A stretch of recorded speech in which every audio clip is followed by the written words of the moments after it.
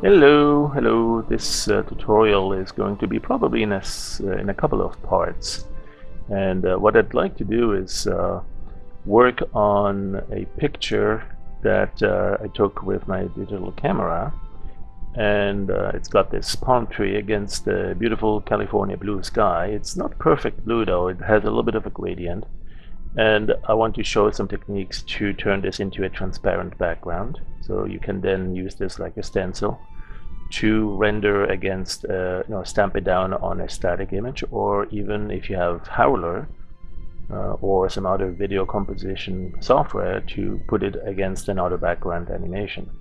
And then in another tutorial, we'll go and even make the palm tree itself an animation. Alright, so let's see where we start here from scratch. Let's delete everything we've taken here. And where do we go? Let's delete these stored brushes and stop the animation. Start from scratch, right? So we go with file. Actually, we probably don't go with that really. It's more the program starting up with something initially. All right, so what we're really starting from is we have an image we want to import. Let's go with the general file converter. Now that's something that you should have in your program, whether it's the PD Artist or the PD Howler edition.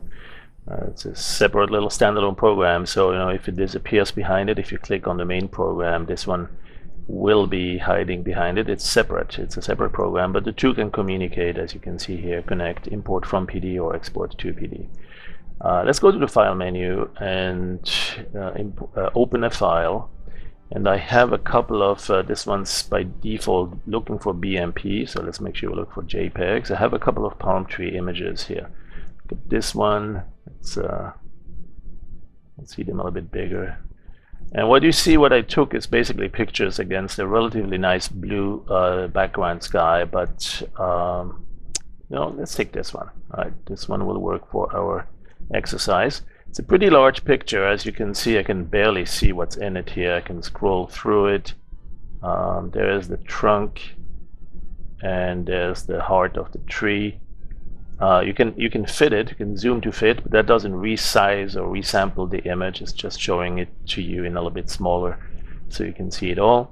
Let's go send that to Dog Waffle. So let's go to the image and connect, and send that to PD. Export to PD. There you go. All right, so a few seconds later you should have that in Project Dog Waffle, and of course there's other ways to get it in there. And you want to start looking at how to turn the background sky that's majorly blue, how to turn that into a transparent, like to basically select make it an alpha selection mask, right? A selection mask that is not going to select the sky, but will select the tree.